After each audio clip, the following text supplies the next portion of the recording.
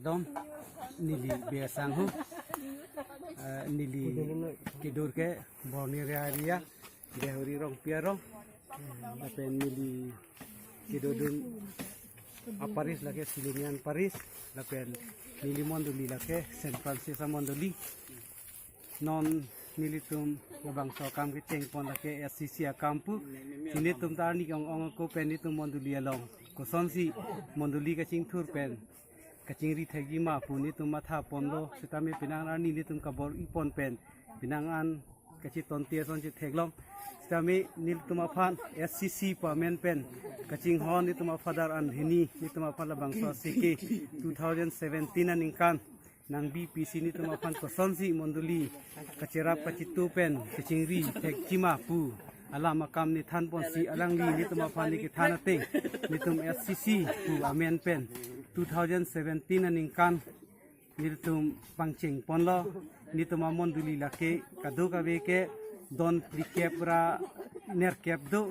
nasila don plikebra nerkeb arara tum chingwai ponlo ye sisi akam pen ilitum ta klem pangchengra monduli ka chingri la pen ka cherap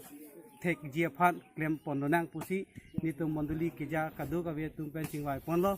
klem ta klem ponlo aprang sini tum ke klem pon akam lo puhelo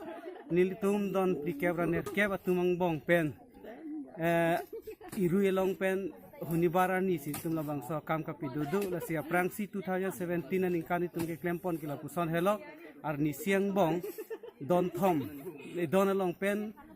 ghonta hinini sini tum klempon lo ki klempon akam la ke kipon jia hema hem pu atu ki un e ka chi theglong akam aling sini tum kerapon pidulo la si 2017 aning kan itum ke klempon akam ke klempon a hema long tina hem pu atum ta ningarong atheke ki unia kam undet la pen ke thek thea kam ta thek det rat pen ikerap la puson ke si theklong pen penang an ningarong lo son si klempon bom 2017 aning kan ke nitum la puson klempon si nitum 2017 aning kan ke pichun pimilong lo son si akon nitum pining 2018 aning kan ta monduli ke ja ka do be ke thek din tum pen chingwai lo chingwai si chuning a son thot pining ta klempon thu pangcheng nang pusi nitum pining ta pangcheng ponlo January cheklo pen non antan tum labang so kam pi flip pon pelang la pe labang so kam ki klem pon ni tum pining la puson henlo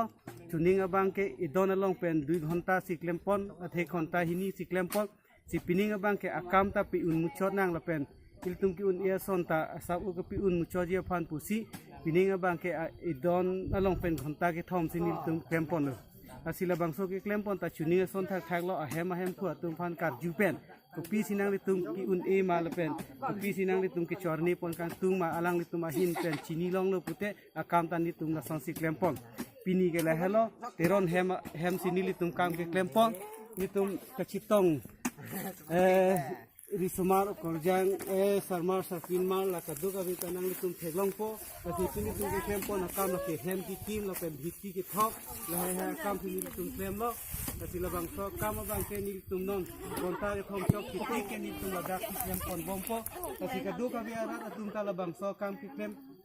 chichi theglong pen aning ka rong ase la pen badita sinet ong ke ko bang ave kasi long ni tum labang so putu ka ni tum kadu ka biara phanta piklang ponlo la sila bang so ke klem along ni tum ta pili la pun ide ta hai la sinong kadu ka wi la bang so ke theglong atum anta la bang so kam ki chun pe me thegia pha bidi sore nang tum kadu ka wi along ta nang hang ponlo la sona kam ke pichun pon pe me thegi la pen ka ke ta ka pe do ya thegia pha la sinong nang le tum kadu ka wi nang kelang atuma phanta nili nang chini tum kadu chini me tum kadu zamela nang li tum phana ka thelong age nang chini la sinang li tum kadu ka wi ta la ni tum akam ki klem along ki kai ta ka pi plu ke da je phane la nang li tum na theglo teng ar nam ta ni li adom pi pon bom ka sinon ni tum pini San Francisco amondoli akate ingir tum ke klem ke dam pon akam non ke chenglang la sinon da ghonta e thom chong dete adon ka prek akopini ani mani tum klem dam chu phir ala khala dak ta ni tum hem phu phan kar chu pensi alang li tum ko pia kam si ke ponjine la pen ko pi tong alang li tum ke klem pon ke pitang un ene la soteng si alang li tum hem ta ni li tum klem pon ko to la sinang li tum lang ho tha la hello ni tum rap ten klem pon aya ka tum ke on